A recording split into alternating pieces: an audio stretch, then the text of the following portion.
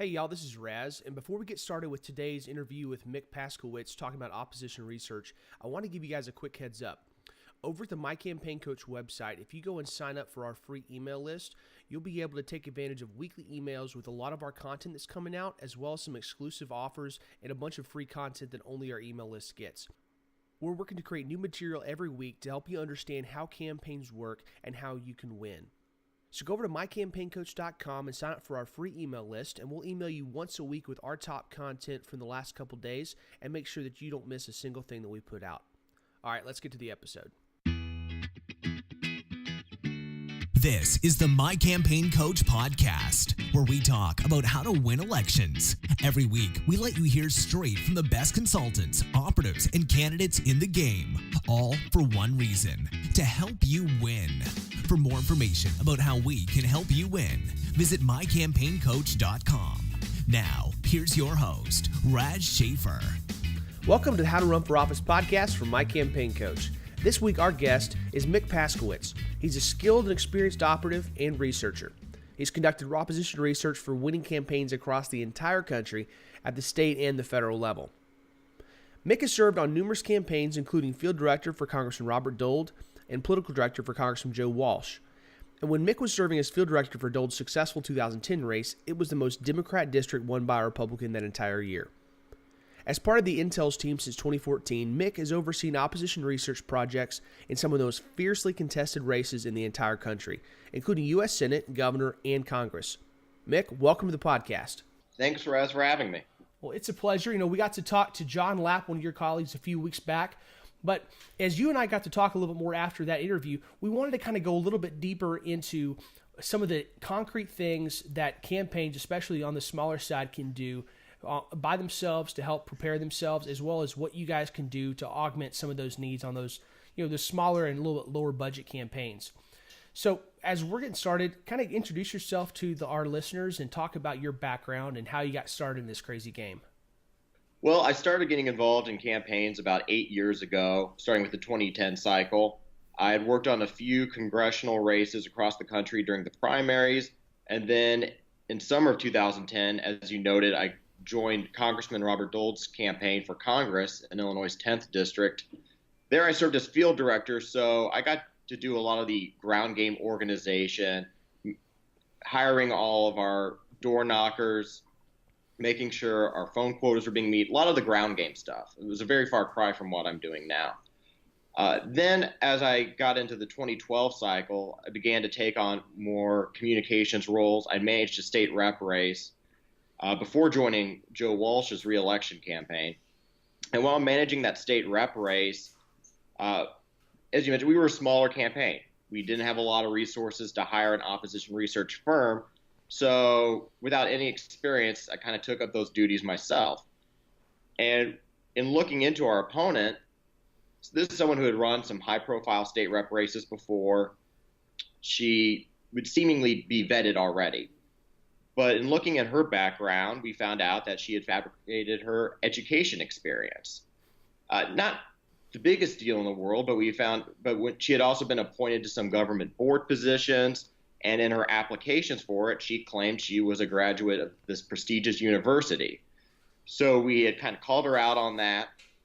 Well, and this wasn't just a thing where she had put this on, happened to mention it sort of by accident or one place in her web resume. This is literally, she was living a lie, right? She was living just telling everybody she was graduate of this university and never had gone there.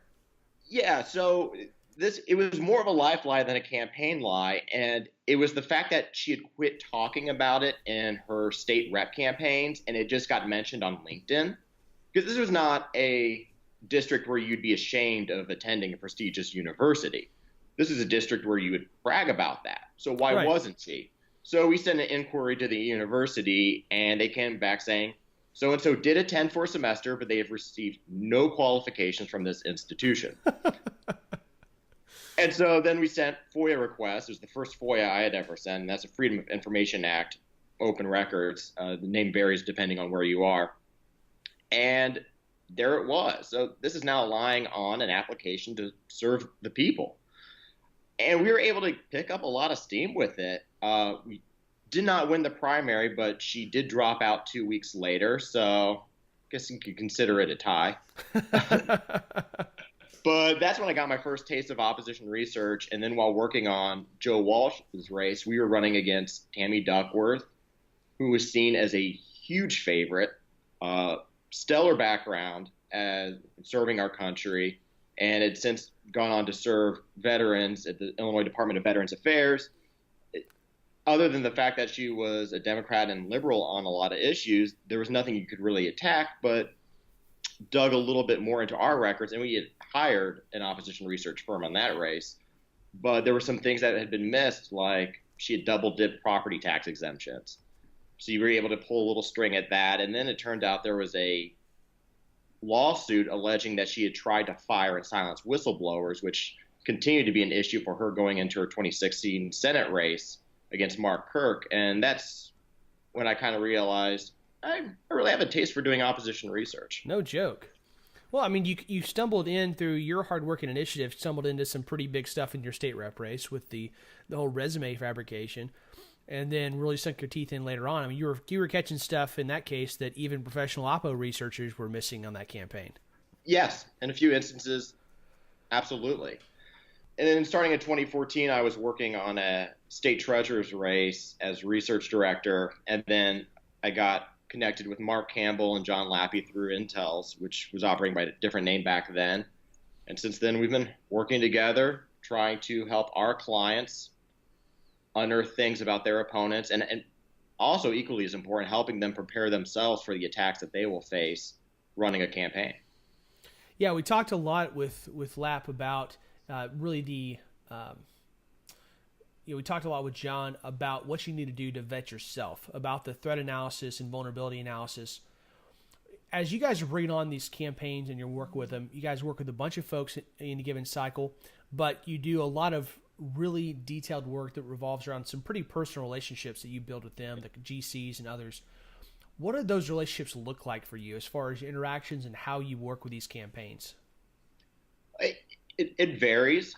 A lot of times we get brought in from the very start, before announcement, and this is when we will do a vulnerability study. We work with the general consultants, pollsters, media people, the candidates themselves to really kind of go back, look at their record, and not just look at the checklist things. Did you pay your property taxes on time? Did you have a DUI in your 20s? But also looking at things that might be considered a perceived positive and going through the exercise of how the opposition might spin that against you. Yeah, you guys are doing a true red team, blue team analysis. We talked about this before, about the idea that in the military you'll have situations where in order to check a target's vulnerability, you'll send another team that their job is to break in and simulate the destruction of that facility. And they go into this with they want to take these guys out, and it's all fun and games. They don't actually use live ammo and stuff, but these guys are going in there trying to simulate destruction, and they do so by using the enemy's weaknesses against them. I love military history, and there's some incredible examples of this. But you guys use your experience as the red team to go in there and take apart their background and say, what's the absolute worst that your opponent could do if they knew everything about you? That's kind of how you guys frame that entire process, right? Yeah, I mean, there will be some very obvious things like, oh, you outsource jobs to China. I mean, this is going to be a problem, especially with trade becoming a bigger and bigger issue. But there might be something where, hypothetically, you're a county commissioner. You brought a large employer to your county and created hundreds of jobs. Well, how did that deal come across? Did you use eminent domain to relocate a family farm? Mm-hmm.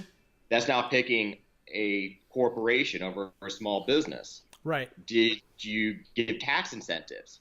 And did this corporation's PAC contribute to you? Uh-huh. So there's a lot of things that you wouldn't think of because I'm running as a job creator. I brought 500 jobs to this county. You can look at it another way.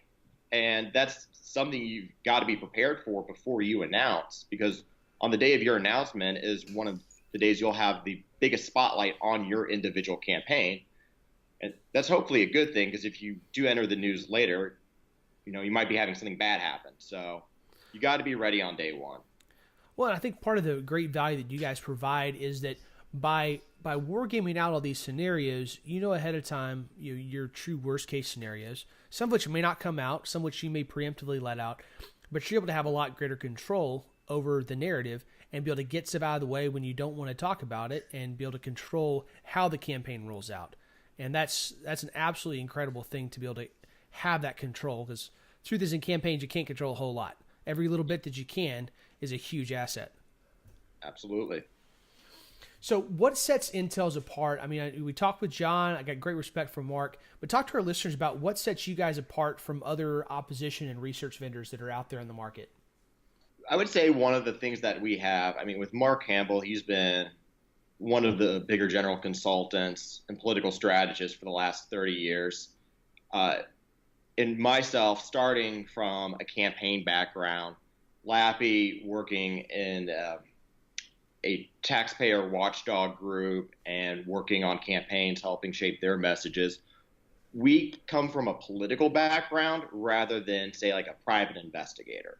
So you say you hire an investigator to go dig up a bunch of stuff, they'll come back with a lot of raw information. But one of the things that Intellz does, we try to make it actionable. We try to get it from that 60-page audit report or 100-page court case filing into what is it going to sound like on TV or in a negative news piece. And I think that's one of the values we really add for our clients. We work with a lot of general consultants directly and pollsters. They want to be able to take our work, and use it for their TV or their polling, and don't want to process thousands of pages of information that's just dumped in their lap. So I think that's what sets us apart from a lot of other shops. That definitely does, because a lot of these places that you can go to, they do send you the auto reports, and they may do a little bit of distillation, but it's distillating it from 100 pages to 50 pages. And as a campaign, that takes an incredible amount of time and experience, because you mentioned the whole campaign background versus private investigator. You guys aren't just boiling this stuff down and putting out, okay, so-and-so has a DUI and the cops got called to his house one time. You're actually going through this and distilling it down to the point where what the counter and what the couple moves down the playing field this is going to look like. Because let's use a DUI example or something like that.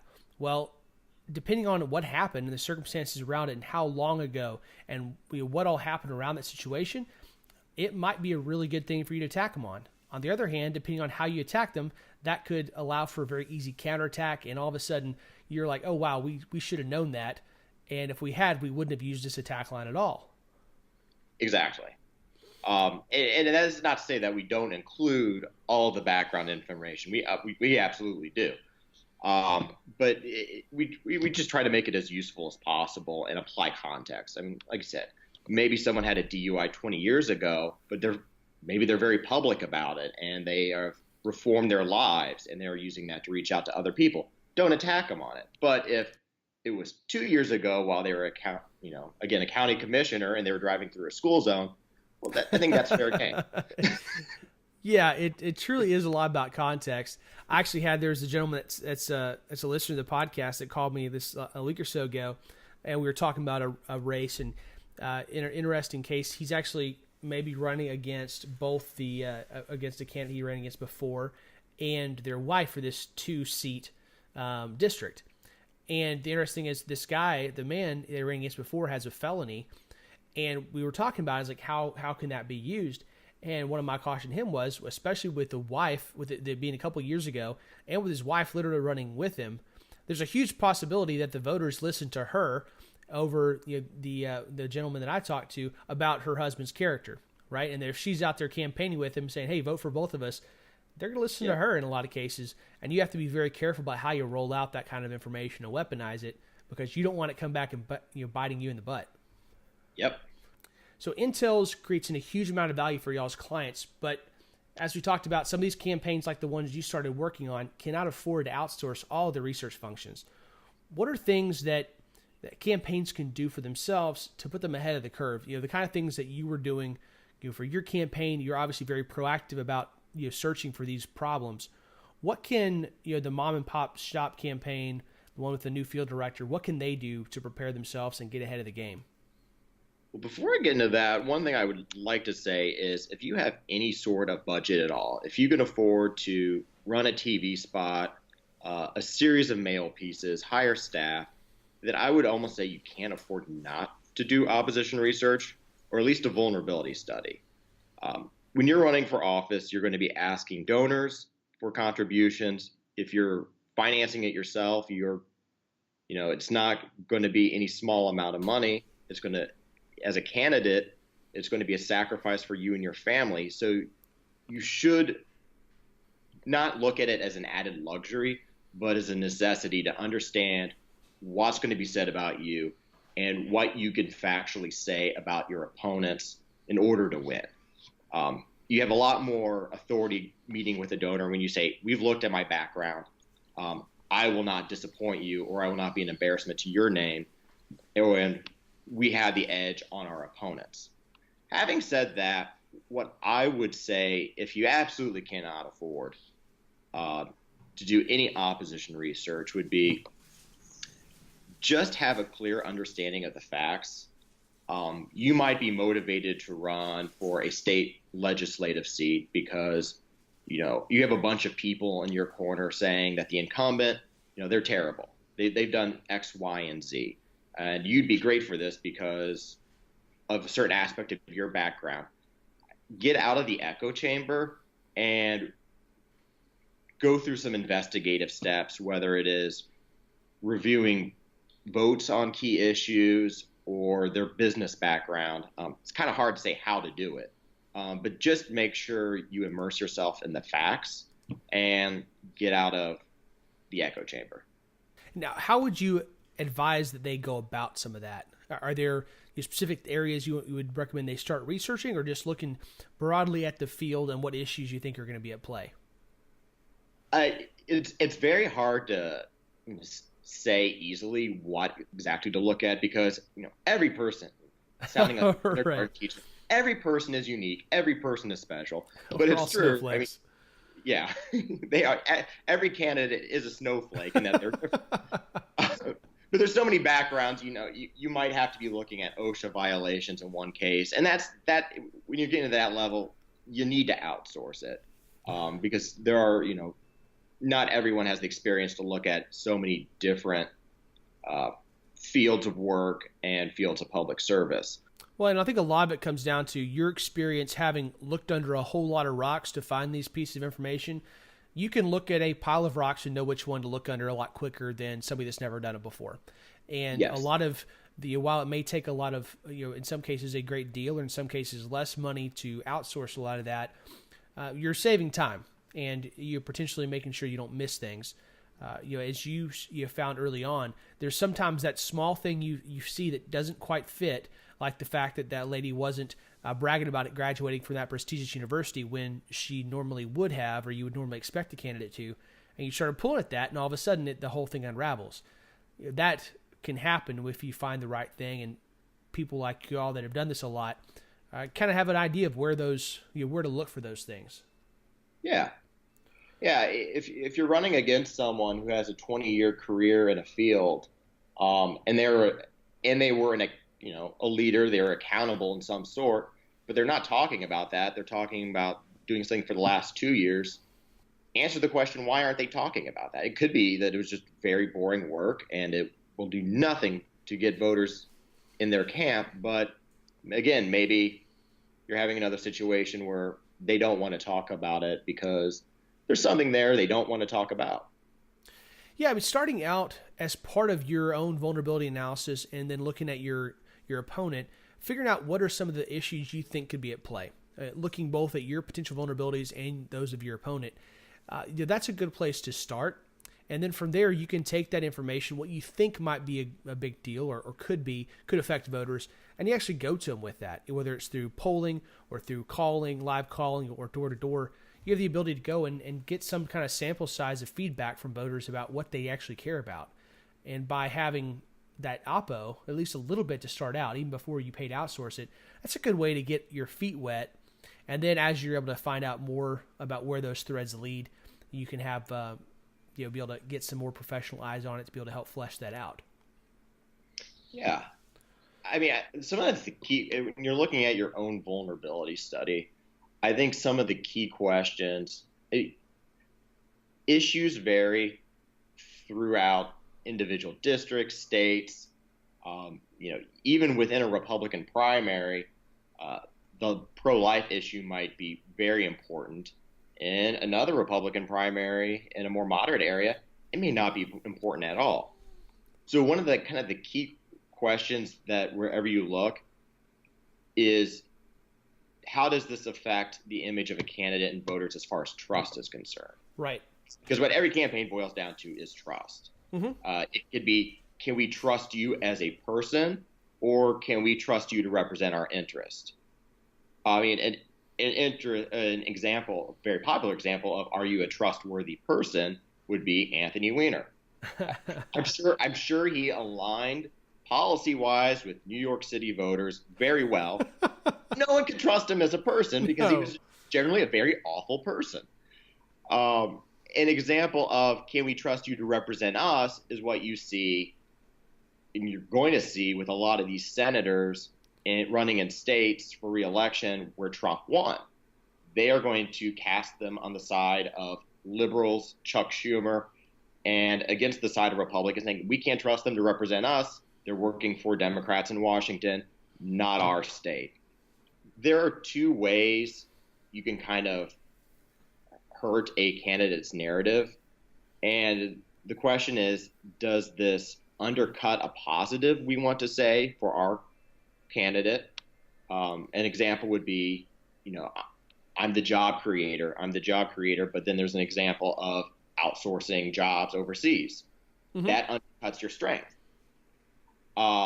We actually saw an example of that in a congressional primary here in Illinois, where we were working for an incumbent member. This is one of the few things I'm allowed to talk about. There was a challenger to an incumbent who was running against him because he didn't think he was strong enough on defunding Planned Parenthood and ending Obamacare. We saw that happen a lot in primaries between 2010 and 2014, going into 2016. Well, we did the opposition research on his challenger. He unwittingly voted for a resolution when he first joined the state Senate that encouraged the Congress. This is in 2009, mind you. Encouraged the Congress and the newly elected president to pass health care reform, which would be Obamacare, and encourage that include the public option. Here's the strongest Tea Party Republican you have, one of the strongest in the state, urging passage of Obamacare in the vision Bernie Sanders would have liked to have seen. Yeah, no kidding. It was one of the few times my jaw actually dropped. Thought I had seen a lot. I had no idea why he voted for this. Yeah, I bet he didn't remember either. It sounded good. Like, let's pass healthcare reform. Yeah.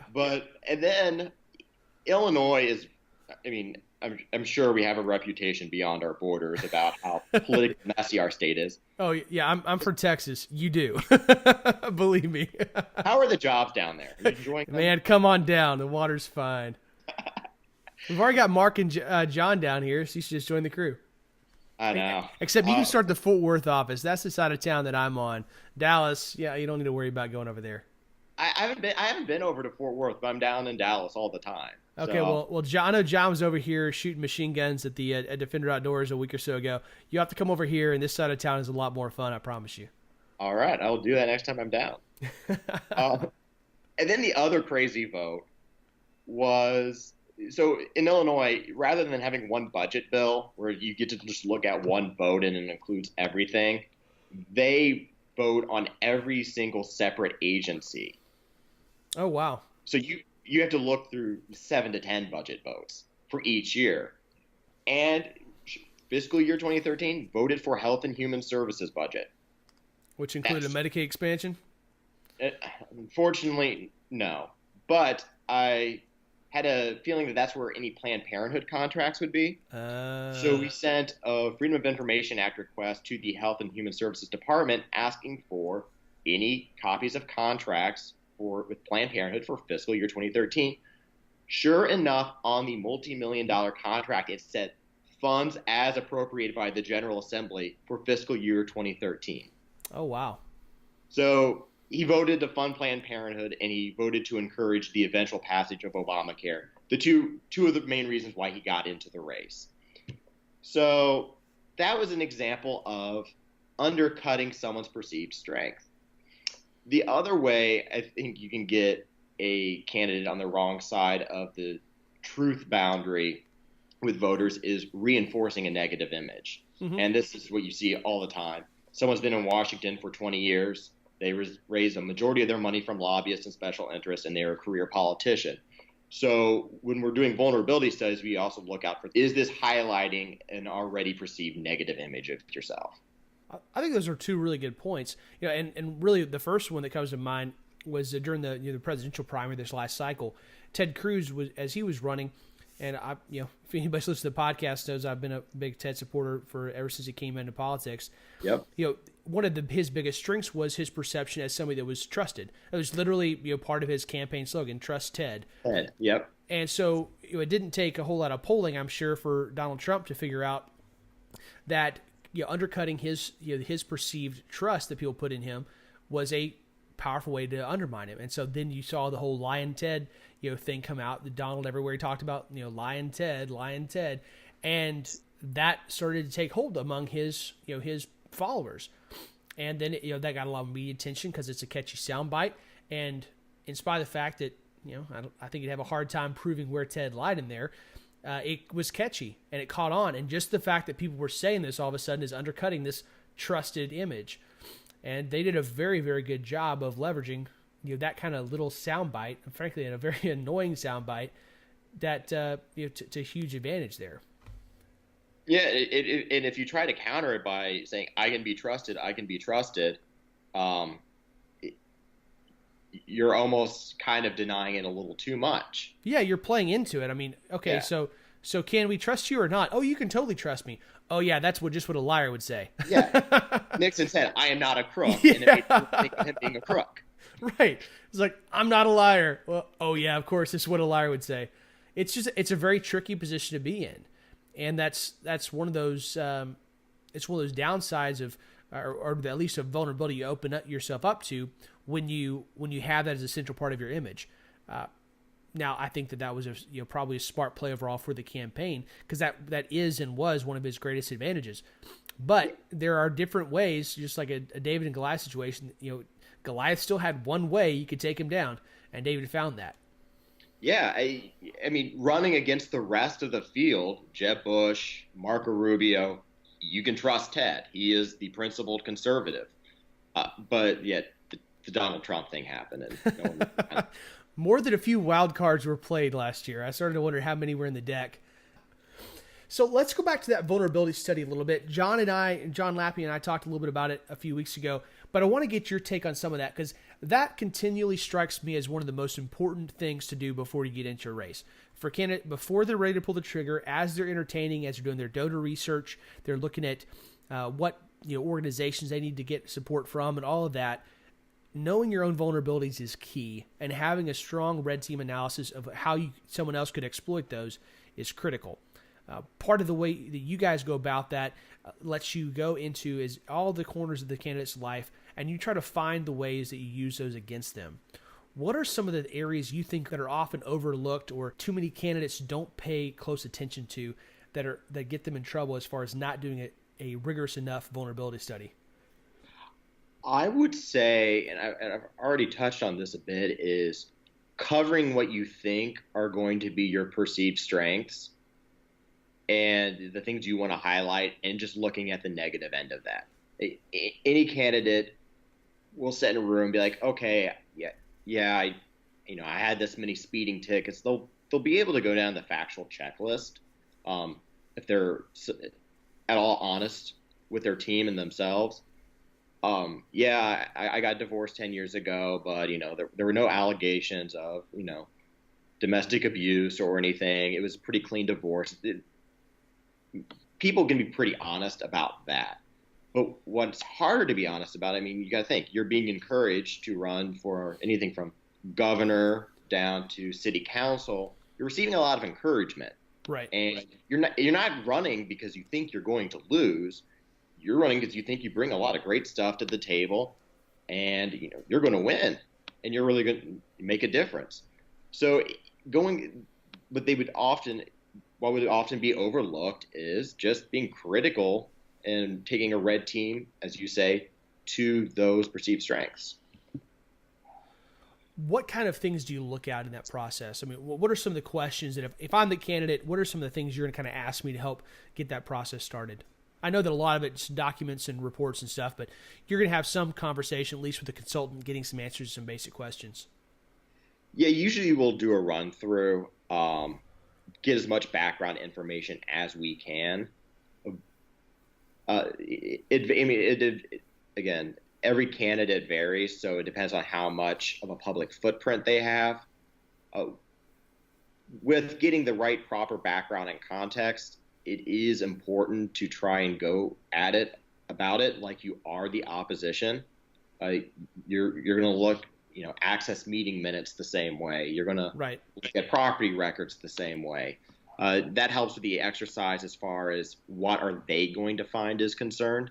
Well, and by doing both sides with the same team, looking at your opponent and your own campaign with the same team and the same processes, that means that you're going to come up with a true apples-to-apples comparison as far as your backgrounds, records, threats, and vulnerabilities. And you're actually going to be able to look at those and have a better idea of what's going to matter. Because from my conversation with a lot of candidates of every level, the fact is that just because of what you just said about the fact that they're fairly confident they have a shot at winning, they bring a lot to the table, they're excited about this position, they're usually not honest with themselves. Even the ones that are more honest than others, very rarely do I find a candidate who's truly honest with themselves about what their vulnerabilities are. And if you're not going to be honest with yourself, you sure can't be trusted to find all the deep nooks and crannies and think of all the ways you can spin something. Because the same thing that you may think is not a big deal about you, in a lot of cases, if you found that out about your opponent, you'd be jumping on it like a white on rice. Yeah, I mean, and that's not just something limited to candidates. I mean, that's just a human thing. I mean, absolutely. How many people sit down every day and say, "Oh yeah, I guess this isn't that great about me. People might think I'm a jerk because of this." I mean, that'd be kind of a depressing way to live. Yep. But in finding what matters, we view it through those two different trust lenses that I highlighted earlier, and whether it's going to undercut you or just reinforce a negative image. I think what we saw with Mitt Romney in 2012, everyone saw the Netflix documentary and saw how nice of a warm person he was, but the way the campaign went about, he just kind of reinforced this stereotype that he's the rich billionaire or hundreds of millionaire, and I guess he didn't seem as relatable as President Obama. Well, and we saw that same type of thing with Marco Rubio during this last presidential primary. Once you had Chris Christie call him out for being robotic, then it's everything he did, even stuff that was actually very natural and spontaneous. It all of a sudden everything looked robotic, just because everybody's thinking that. And once Christie framed it that way, he was shot, and everything he did was going to be robotic from that point on. Absolutely. Just those small shifts in perception, the way people look at a situation, can have cataclysmic impacts for campaigns. And those types of things are really that's not the kind of stuff you can prepare for. It's going to happen or it's not. It's a hard thing to predict. Yeah, and one of the interesting things you'll see when presenting vulnerabilities are also just very unique because you're working with a person who knows all the answers. How you do research on a opponent. Well, this is the record. These are the facts that you're able to find through a research process.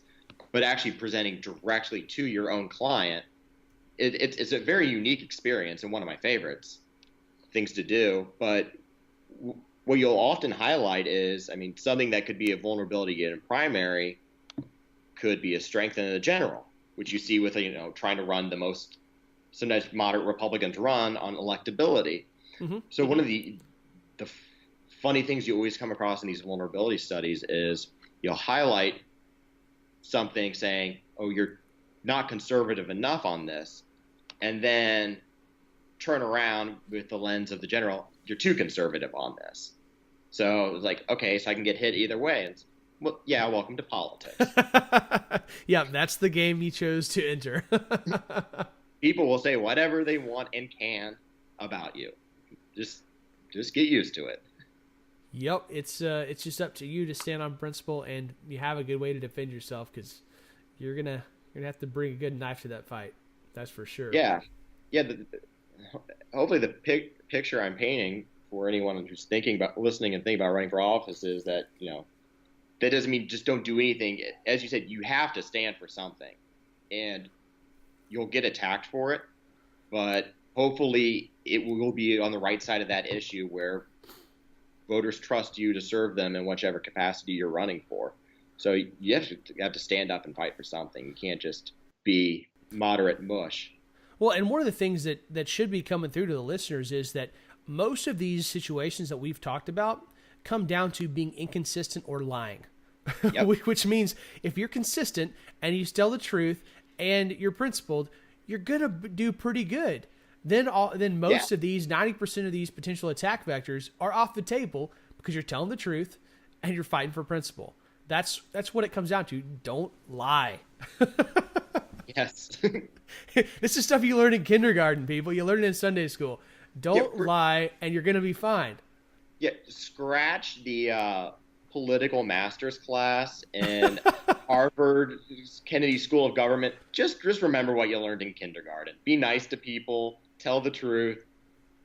You'll do much better. Yeah, I don't need to do my whole coaching service. I can just sell a book that says "Be nice and don't lie." Stuff you learn in kindergarten. Seriously though, if people would do that, they'd do those two things, we'd win a whole lot more of elections. But I think the fact that people they end up being trying to be too smart for their own good.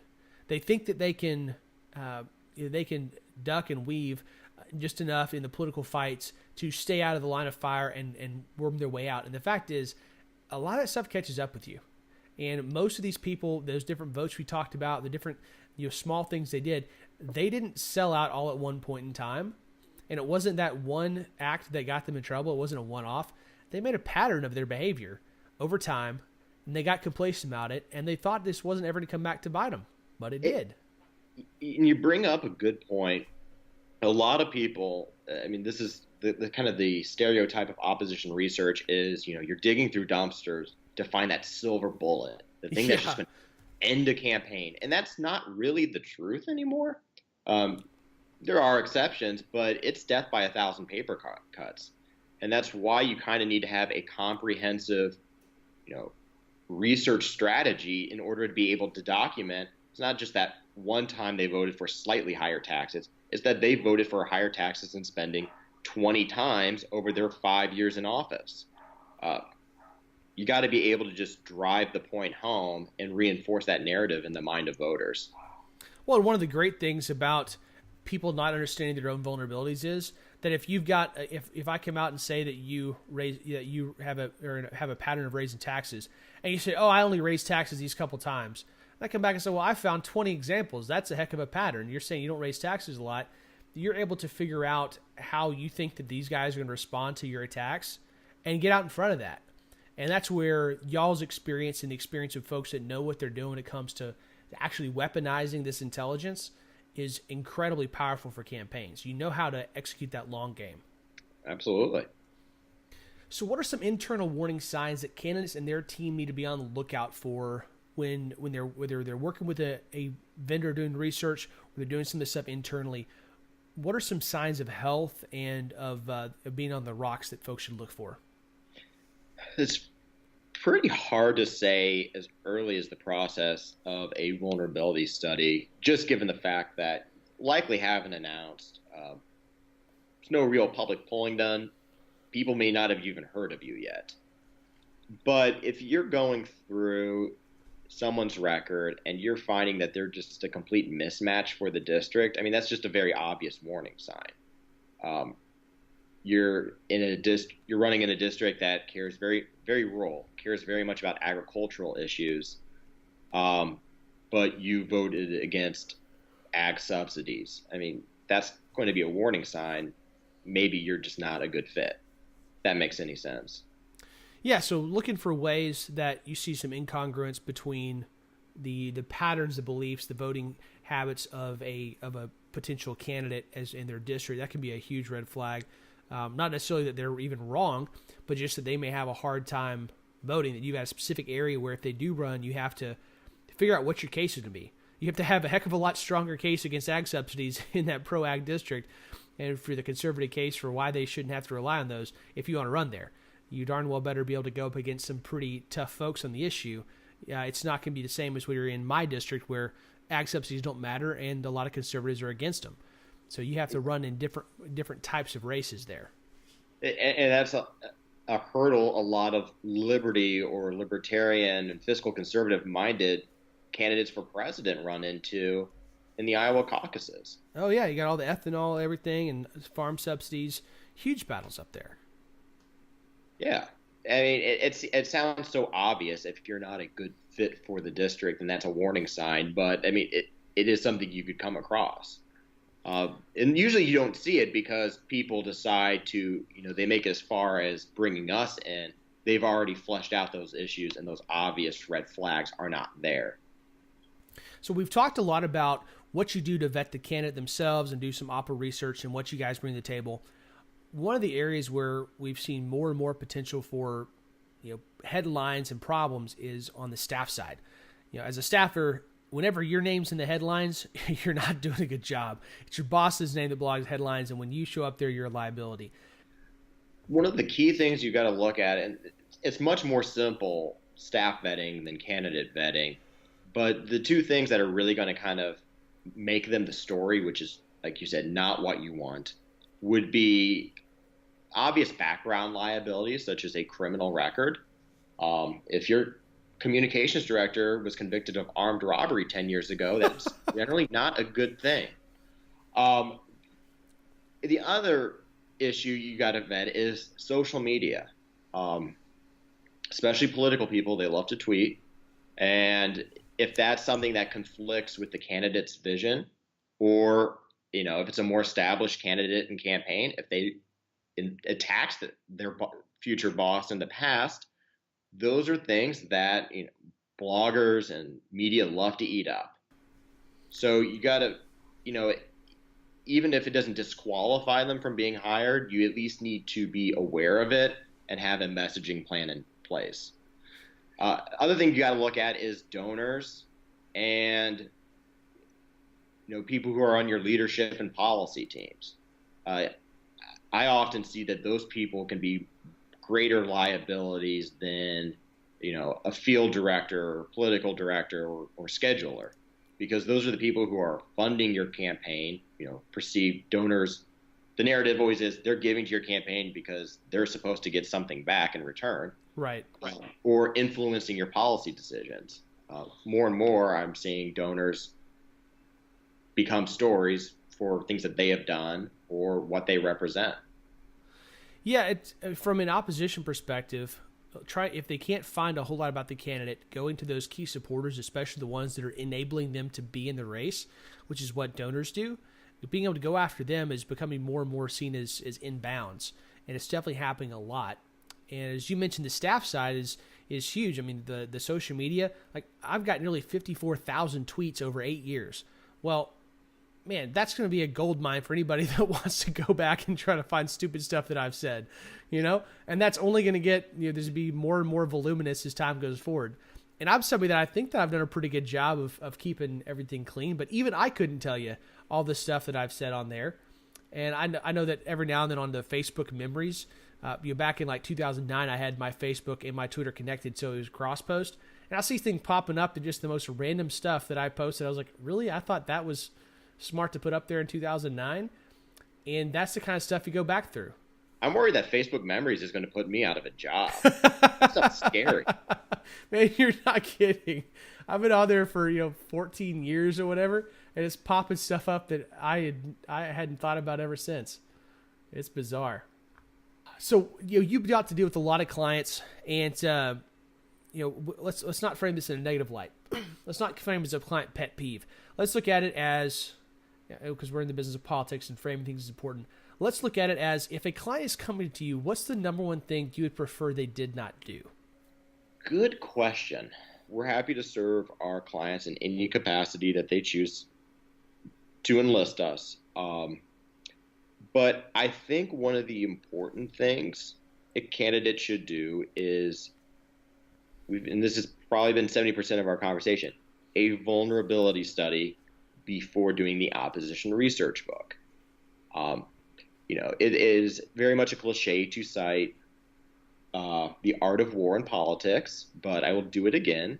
Know your enemy and know yourself, and you will not have to fear 100 battles. So there will be many instances where not many, but there have been a couple of instances where we have done opposition research, and we have found some good stuff on the opponent, and the campaign uses it. For example, just saying symbols being late on property taxes. Mm-hmm.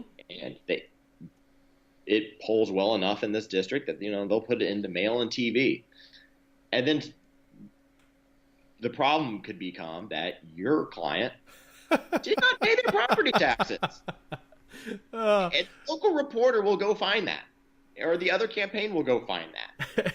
Yeah, you're not going to tell me to go after that attack vector if I did the same darn thing. So it is very important to take just that personal inventory. Just make sure you're on solid footing when you attack the opponent. There's so many times that I've seen candidates that haven't, let alone hire a vendor, they haven't gone through and made a list of what they think their vulnerabilities are. And when they might have been late on taxes, or they're running for a municipal office, but they haven't voted. They've only voted in like 1 or 2 municipal elections in the 30 years they've lived in a city, and they're criticizing the other person for never voting when they've only voted once or twice. It's like, yeah, the voters aren't going to care about the minuscule difference between those two things. They're effectively the same, and they don't think to list those things out, but they're more than happy to attack, and they get out over their skis, and that never works out. We've talked about people with limited budgets. Even if you cannot, you're able to do an opposition book because the campaign's heating up, and you want to make sure that you have every piece of ammunition you need for your paid media campaign in the final weeks and months. At least fact check those specific hits to make sure you didn't do the same thing. That seems like a reasonable thing to ask somebody to do. Yeah. In our kindergarten campaign book, we can add, don't throw stones in a glass house. Yes. That's probably some good general advice there. So, Mick, what is it that excites you the most about your work and keeps you engaged in a pretty thankless job, or at least a lot of the time I know it's pretty thankless? What I love most about, working with Intellz is the ability to just be involved in so many races at the same time. It's very exciting to see what's really motivating people and defining these races in different areas across the country. You get to be on a fly on the wall in a lot of districts and a lot of states, and that always just keeps it new and changing. The ability you're always researching a new person, and like we said, no person is the same. And so it's always a new challenge. It's not like,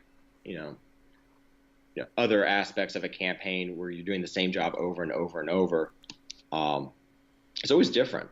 And if you do your job right, it will have an impact and it will matter. That's definitely one of the cool things that I see about what you do, and I enjoy about some of the work that I do, is we're not just working on one campaign in a 2-year cycle. We're getting to help a lot of good people by specializing in our work. And I definitely thank God for the folks that are the campaign managers and the consultants that are working on 1 or 2 races, but I love getting to hop around and help a lot of different people. It makes for a very exciting campaign cycle. It does. So where can people find you online? Well, our website is Intellz, Intellz.com. I am on Twitter at Mick Paskiewicz. And then I'm on LinkedIn and Facebook and Instagram, the usual. Well, we'll include all the links to those in the show notes. The main takeaways from today seem to be: don't lie, fight for principle, and always do a vulnerability study before you jump in. Does that seem like a fair recap, Mick? I would say that sounds about right. Perfect. Thank you to Mick Paskiewicz for joining us today, and to our sponsor, Campaign Sidekick. Make sure to check out the show notes for all the Mick's content information and the links that we referenced from the show, and we'll talk to y'all again next week. Please subscribe and rate us on iTunes to help spread the word. We'll be back with you next week with more campaign insights from My Campaign Coach.